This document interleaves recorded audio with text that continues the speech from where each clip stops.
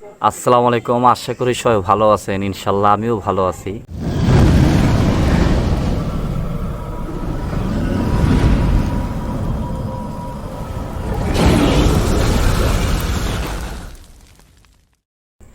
আজকে একটি গুরুত্বপূর্ণ কিছু আধ্যাত্মিক নিয়ে আলোচনা করব। আর এই পর্যন্ত আমি ভিডিও দিছি আমলের। তো আজকে যে গুরুত্বপূর্ণ কিছু আধ্যাত্মিক মারফতের যে কথাগুলো বলবো সেটাই খুবই ইম্পর্টেন্ট গুরুত্ব। দেখেন, এই পর্যন্ত আমি আমলের ভিডিও, সাধন ভোজনের অনেক ভিডিও ছাড়ছি। আর আজকে প্রায় এক সপ্তাহ ধরে ভিডিও বানাই না, কারণ একটু ব্যস্ততার কারণে আপনাকে ঠিক মতন আমি ভিডিও দিতে পারি না, দুঃখিত এই জন্য। তো আজকের ভিডিওটি হলো গিয়ে যে প্রতিটি মানুষ কলব জারি হয়, তারপর কলব জারি হওয়ার পর কেন বন্ধ হয়ে যায়, এটা গুরুত্বপূর্ণ যে আলোচনাটা, এটা আপনাদের সাথে কেউ করবে না। দেখেন, ইউটিউবে কিন্তু আপনারা বিভিন্ন ধরনের সাধন ভজন এবং বিভিন্ন ধরনের কৌশল অনেক কিছু পাবেন, কিন্তু আজকের যে গুরুত্বপূর্ণ কথা এগুলো আপনারা সহজে পাবেন না।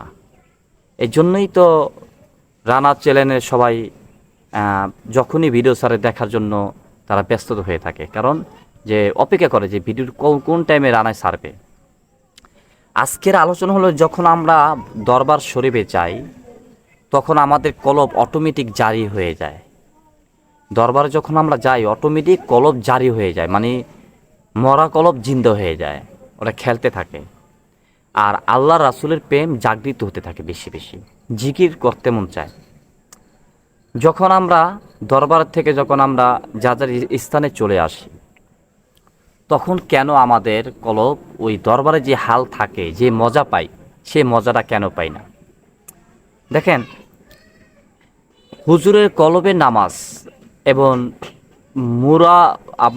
মরা কলব জিন্দা হয়ে যায় দরবার শরীফে গেলে। ওই টাইমে যে দয়াল মুর্শিদ চানের যে একটা রহমত থাকে, আর মুর্শিদ চানের চেহারা মুবারক দেখে যেই আরাম আয়াস এবং রহমত পাওয়া যায়, সেই জিনিসটা আমরা এখানেই আসলেও পাওয়া যায়। কিন্তু আমাদের ব্যর্থতা কি জানেন? আমরা যখন দরবারে থাকি একটা হাল ধরে রাখি। কি হাল? যেমন জিকিরের হাল, শ্রদ্ধা ভক্তি এবং বিশ্বাস, এবং এক মন এক বিশ্বাস থাকে দরবার শরীফে গেলে। চাওয়া পাওয়া, লোভ লালসা, মিথ্যা এবং হারাম খাদ্য থেকে দূরে থাকা, হালাল খাওয়া, ওই দরবার শরীফে সব পাওয়া যায়। কিন্তু আমরা এখানে আসলে আমরা একটু ভিন্ন ধরনের হয়ে যাই। এই ভিন্ন ধরনের কেন হই? আমরা ওই হালটা ধরে রাখতে পারি না। যদি ওই হালটা ধরে রাখা যায়, তাহলে আপনার রহমত পাওয়া যাবে। যেমন আমি একটু বুঝাই আপনাকে। যেমন আমি যে আজকে 4-5 দিন পর, এক সপ্তাহ পরে ভিডিও বানিয়ে যাচ্ছি, আমি দরবার শরীফে গেছিলাম। আমার দরবার শরীফ কোথায়? সুরে পাক দরবার শরীফ, নৈরা, শরীয়তপুর দিকে। যখন দরবারে গেলে একটা মহব্বত হাল পাওয়া যায়, চেহারাময় একটা অন্যরকম নুরানি ভাব হয়ে যায়। সেটা আমরা এখানে আসলে কেন পাই না? ওই হালটা ধরে রাখতে হবে।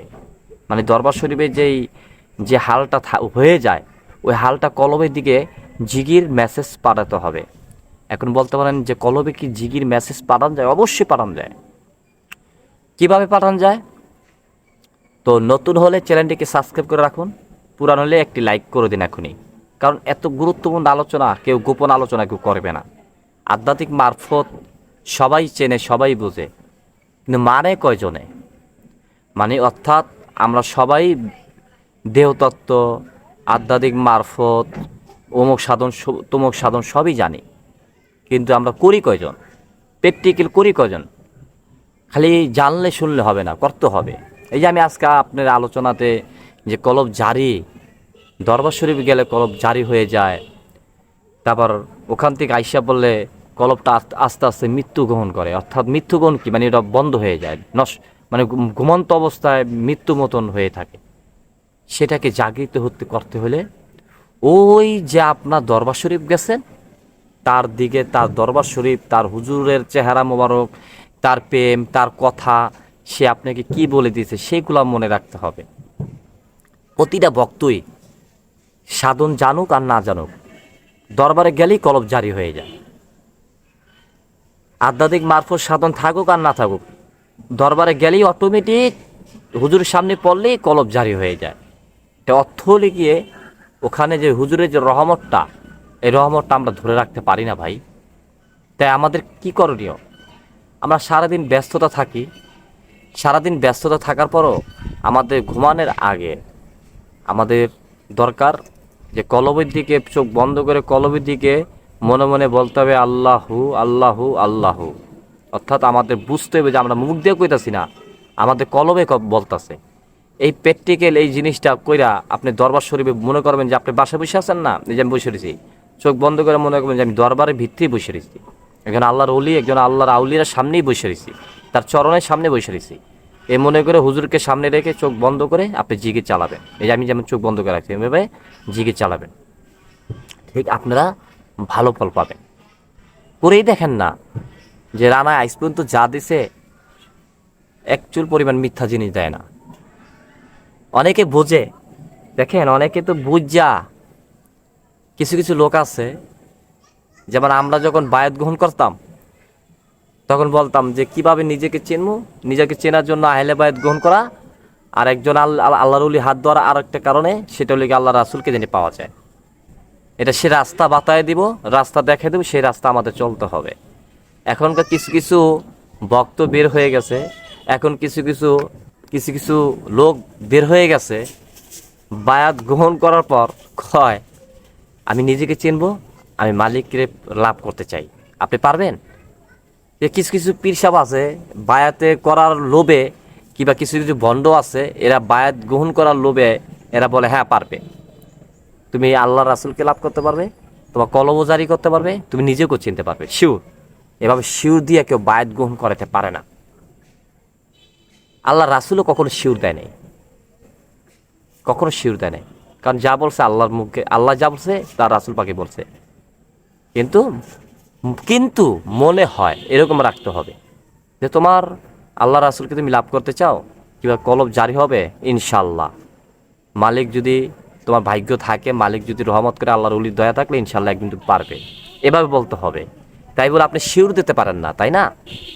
আর যারা শিওর দিয়ে আপনার বায়াত গ্রহণ মানে বায়াত হইতে চায়, এসবে বলবেন যে তোমরা যেখানে মন চায় সেখানে বায়াত হও, আমার এইখানে এই কন্ট্যাক্ট কইরা বায়াত গ্রহণ কইরা কন্ট্যাক্ট করে আল্লাহ রাসুলকে পাওয়া যায় না। যদি কন্ট্যাক্ট করে আল্লাহ রাসুলকে পাওয়া যেত তাহলে মানুষের লক্ষ লক্ষ কোটি কোটি টাকা দিয়ে আল্লাহ রাসুলকে পেয়ে বেহেশত দোজখ সব কিনে বইয়া থাকতো, তাই না? যাই হোক, আমার কথা মনে কষ্ট পাবেন না, বেশি বোঝা ভালো না, যে বেশি বোঝে তার হয় মরণ জ্বালা। ভিডিওটি কেমন লাগলো? যদি ভালো লাগে, একচুল পরিমাণ ভালো লেগে থাকে, আমাকে এই সুরে আনাকে ভালো লেগে থাকে, তাহলে ভিডিওটি এখনই শেয়ার করে দাও। কোন জায়গায়? ইমোতে, নাহলে ফেসবুকে।